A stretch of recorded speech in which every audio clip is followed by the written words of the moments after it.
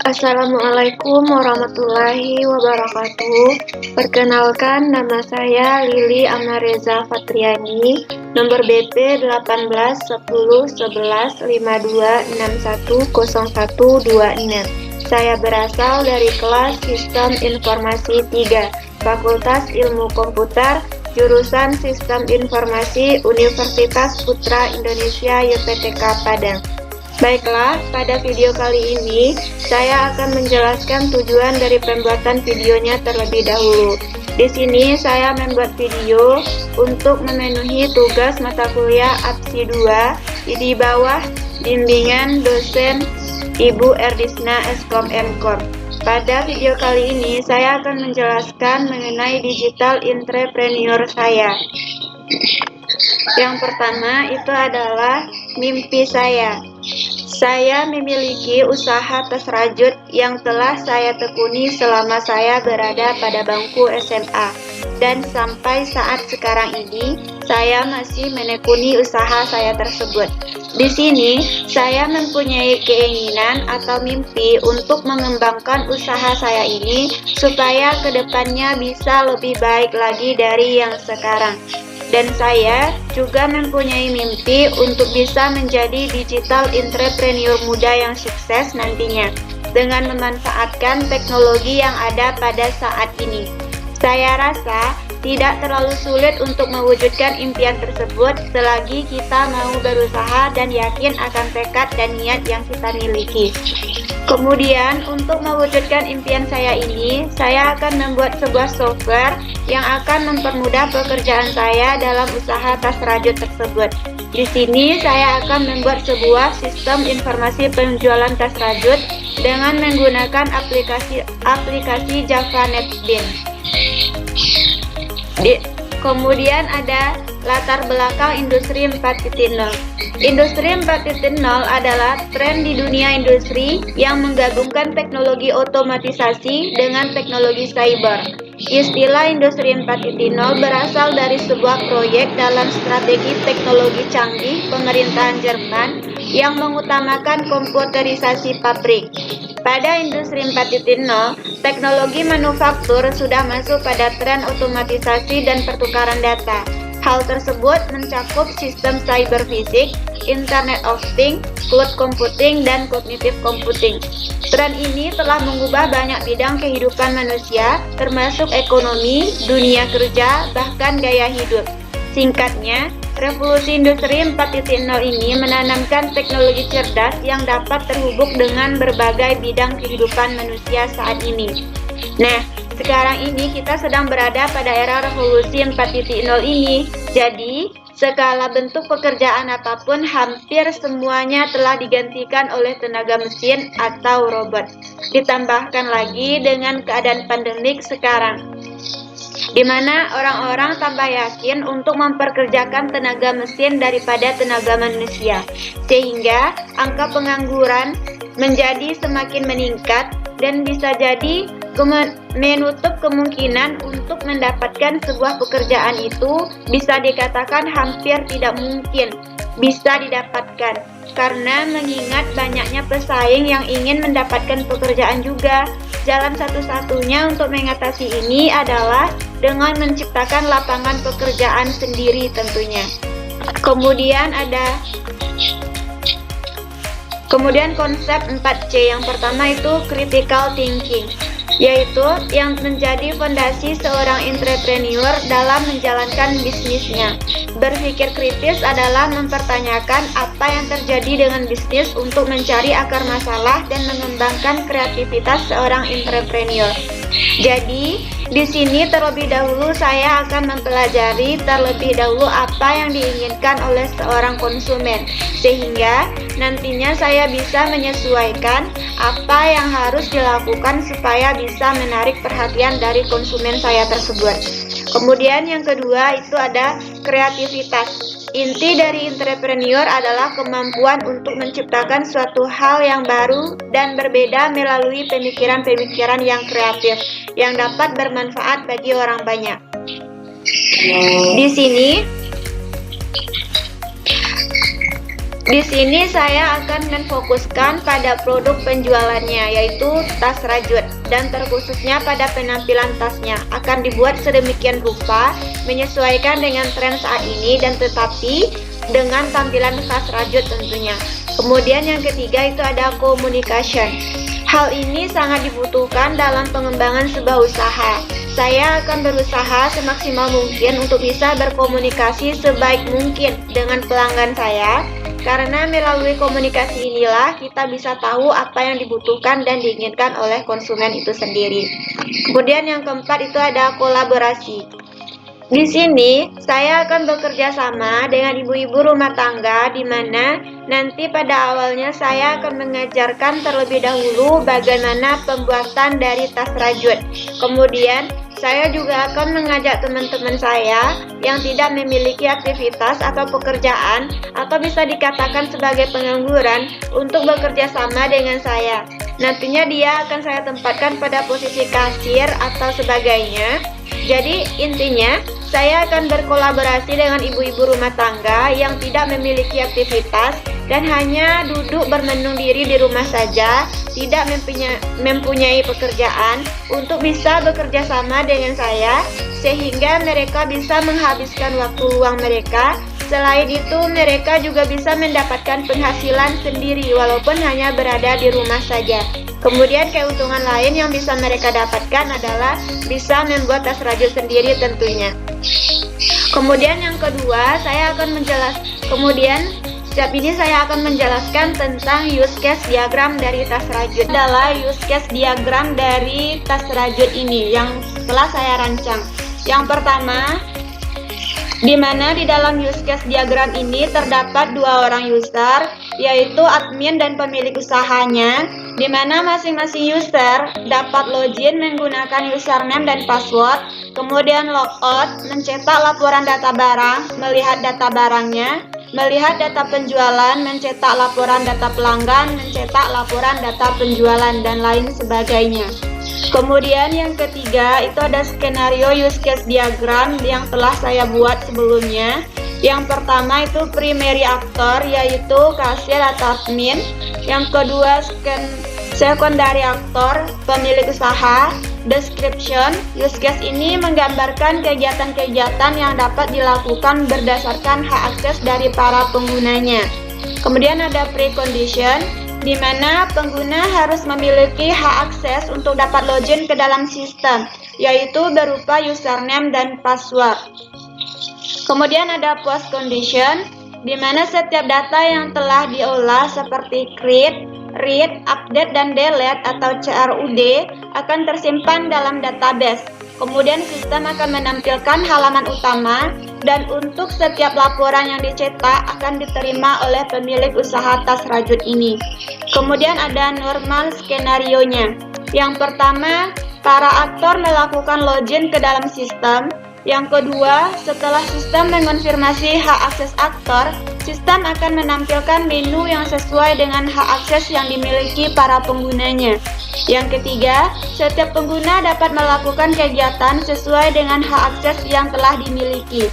Dan yang terakhir, setiap pengguna dapat melakukan logout untuk keluar dari sistem informasi penjualan tas rajut ini.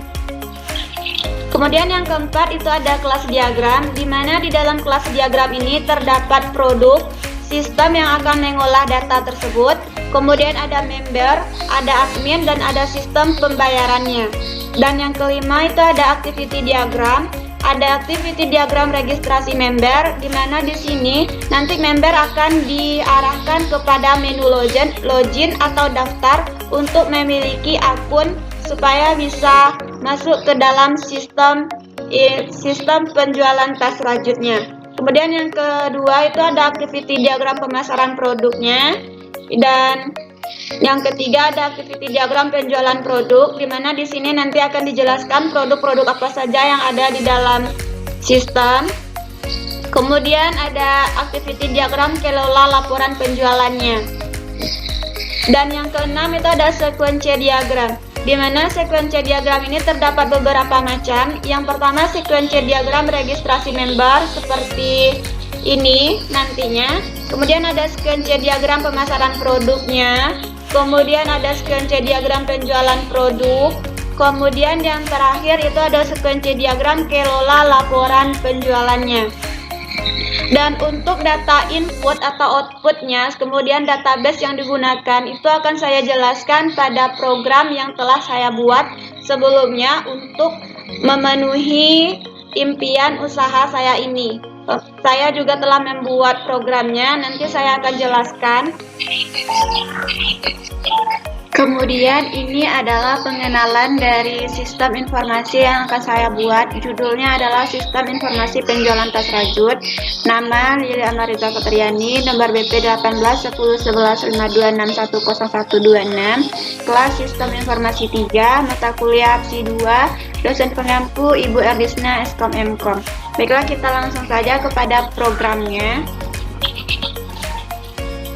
Sekarang kita akan coba untuk menjalankan programnya dengan menjalankan menu login terlebih dahulu supaya kita bisa memiliki akun. Menu login.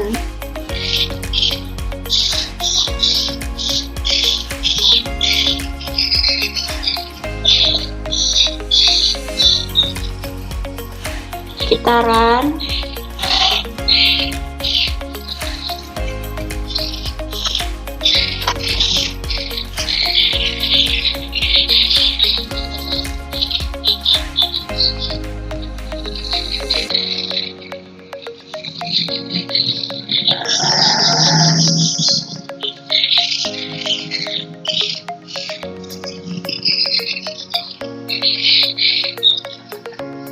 Nanti kurang lebih menu loginnya akan seperti ini. Terlebih dahulu kita akan membuat akun terlebih dahulu karena saya belum memiliki akun untuk login. Jadi di sini kita akan mengklik create a new account untuk membuat akun baru. Nanti di sini kita akan mengisi data-data tentang akun yang kita gunakan untuk login ke program aplikasi penjualan tas rajutnya. Kita buat terlebih dahulu nama depan Lili, nama belakangnya Amareza, nama pengguna Lili Amareza, password, kemudian masukkan ulang passwordnya. Kemudian masukkan tanggal lahir,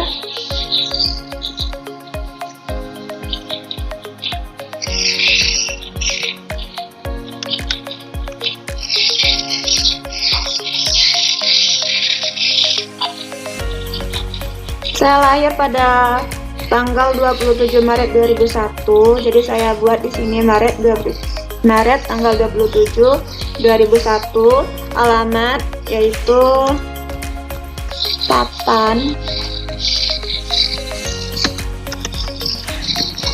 Pesisir Selatan. Oke, jika merasa akun tersebut telah sesuai, maka klik register.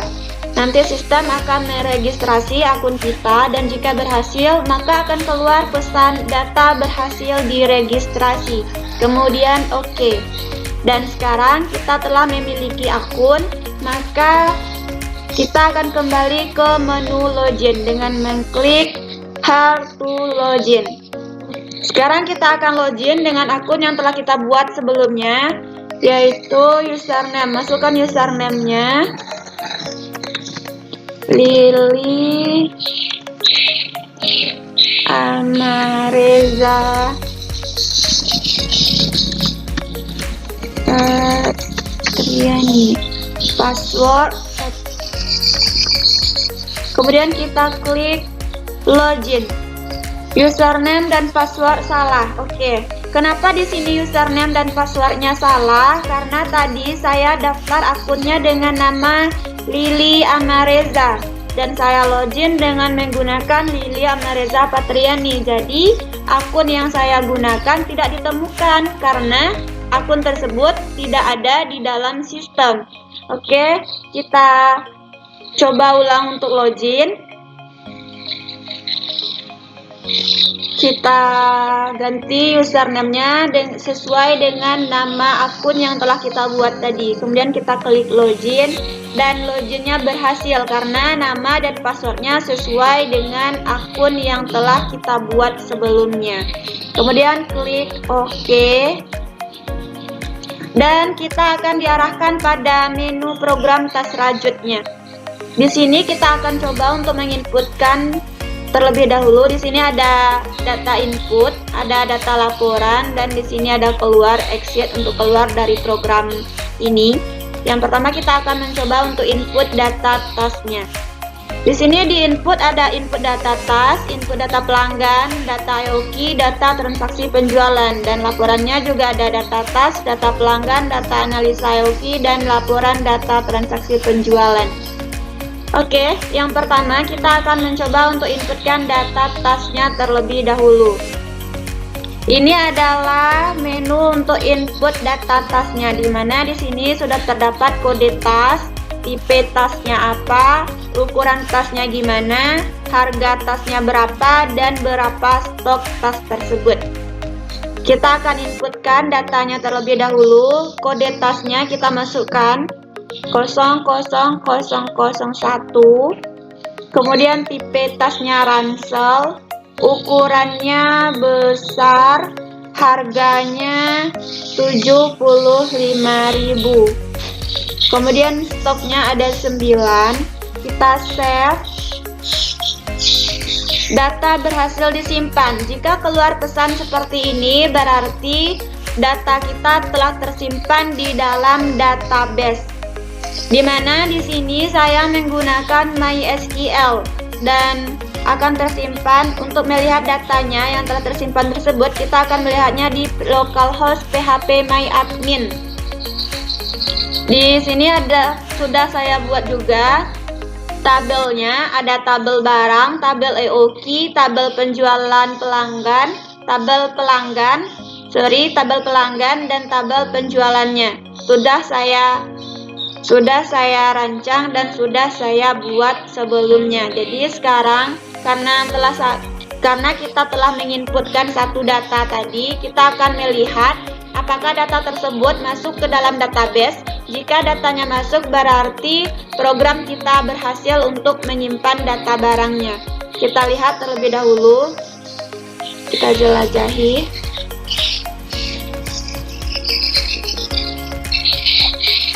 Dan ya, ini adalah data yang telah kita inputkan tadi sesuai dengan data tersebut.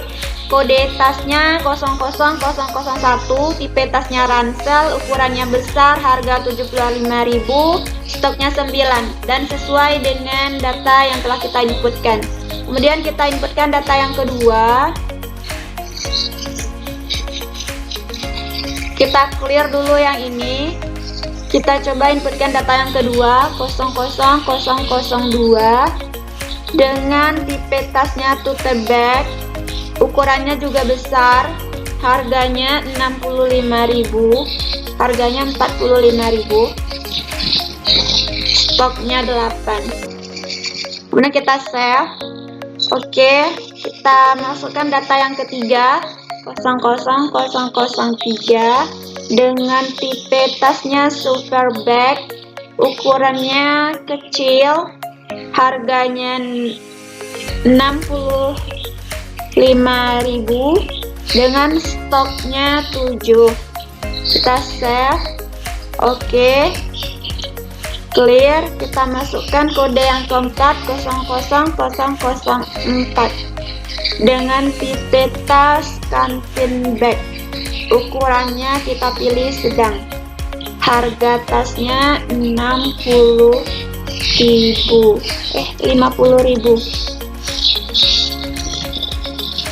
stoknya ada 6. Kita save. Oke, kita clear. Sekarang kita exit.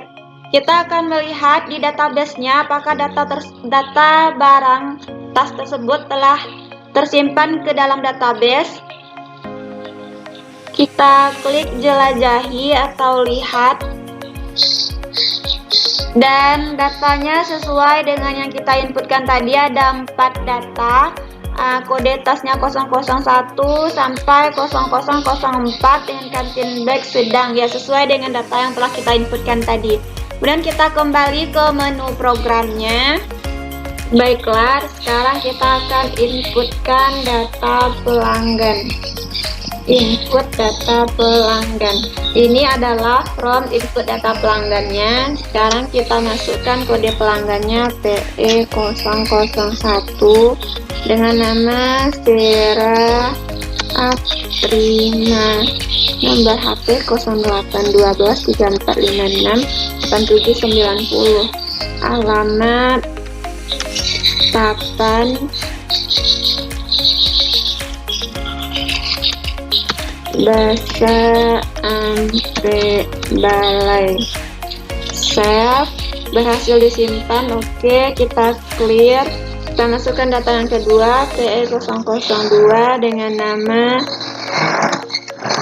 Mesti Antara, nomor HP-nya 082345765432, alamatnya Tarusan Painan. Kita save, data berhasil disimpan. Oke, clear. Masukkan data yang ketiga, PE003 dengan nama Teni Amelia, nomor HP-nya 087876542390, alamatnya Lunang Silaut. Kita save,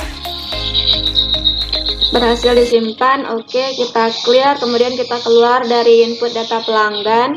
Kita akan lihat di database-nya apakah data yang telah kita inputkan tadi telah tersimpan. Kita akan melihatnya di tabel pelanggan. Kita jelajahi.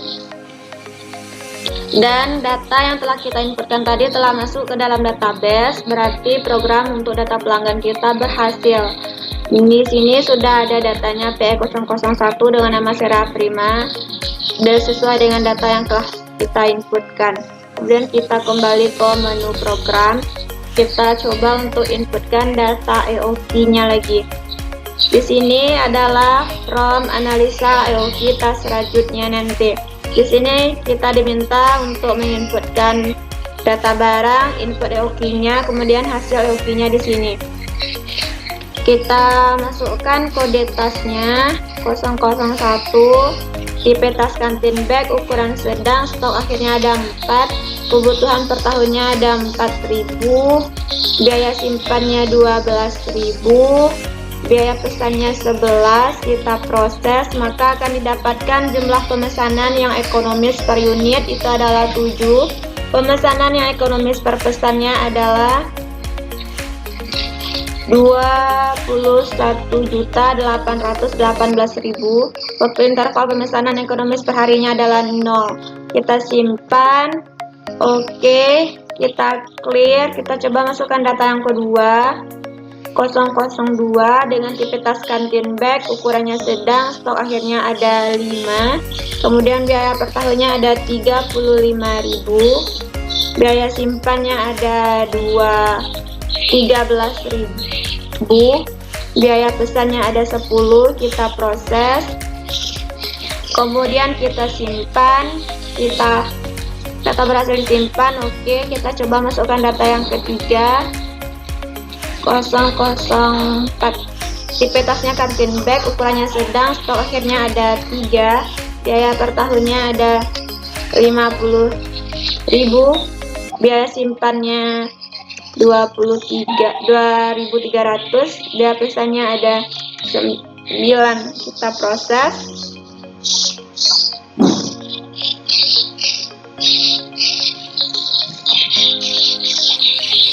Maka didapatkan jumlah pemesanan yang ekonomis per unitnya ada 391, pemesanan yang ekonomis per pesannya ada 6.388.888 rupiah.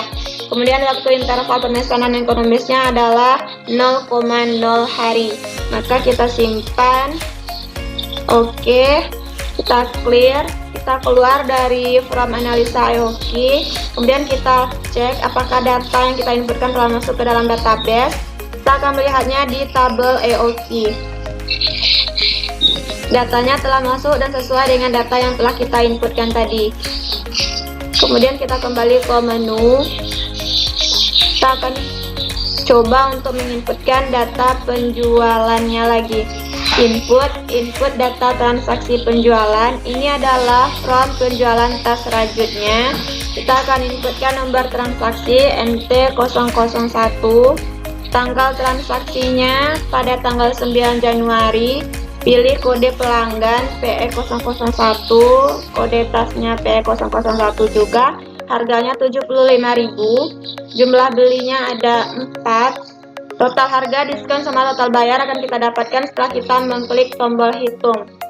Maka didapatkan total harga 300.000, diskonnya 0 karena jumlah belinya kecil dari 5. Kemudian total bayarnya juga 300.000. Kita save, berhasil disimpan. Oke. Clear, kita masukkan data yang kedua, NT002. Tanggal transaksinya tanggal 10 Januari. Kode pelanggannya PE002.